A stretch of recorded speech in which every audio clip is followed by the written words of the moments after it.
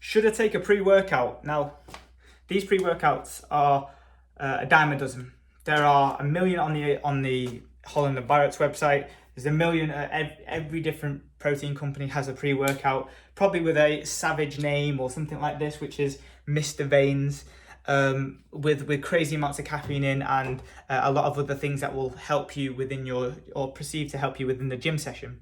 Now, do you need a pre-workout to go to the gym? Absolutely not. Your gym and your workouts are as good as they are by yourself. You don't need them. Now, will you get some benefits from taking pre-workout? Absolutely. The large one that you want to look out for is obviously the caffeine dose.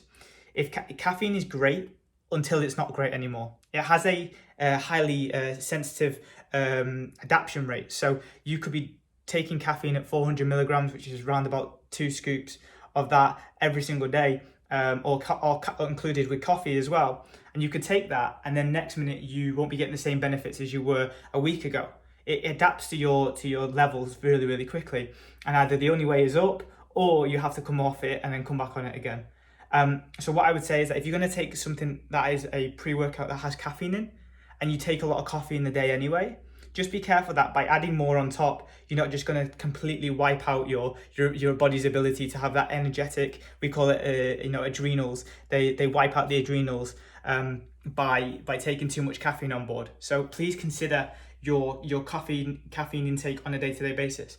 So you should look for something that has caffeine in if you're training in the morning to about 12. If you're training in the afternoon till midnight, you want to go for something like Mr. Veins, which is a non-caffeinated pre-workout.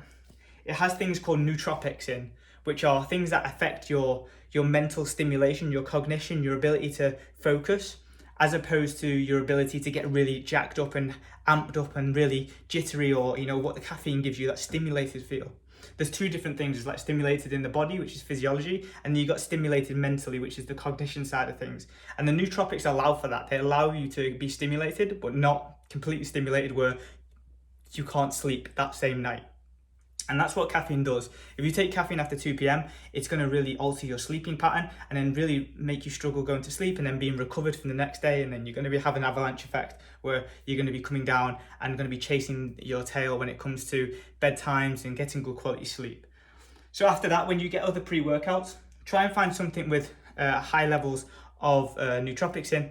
And apart from that, have a play around with them. There's no set in stone recommendations for different top parts. I will do another video on specific things that you want to look for within those pre-workouts if it's needed, but ultimately look for something caffeinated around 200 to 400 milligrams in the mornings, and then in the evenings look for something with nootropics in without caffeine would be my best advice.